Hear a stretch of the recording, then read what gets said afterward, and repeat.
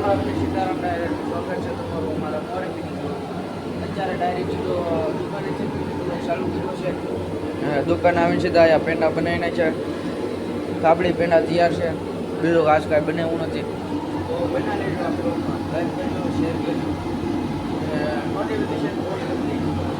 તો બના લેજો આ બ્લોગમાં, તમને બતાડું કેમ છે શું છે આ પ્રોસેસ. તો ફાઇનલી મિત્રો આપણે ભાઈ દુકાન ધોવાઈ ગઈ છે. અત્યારે જાવી જમવા માટે.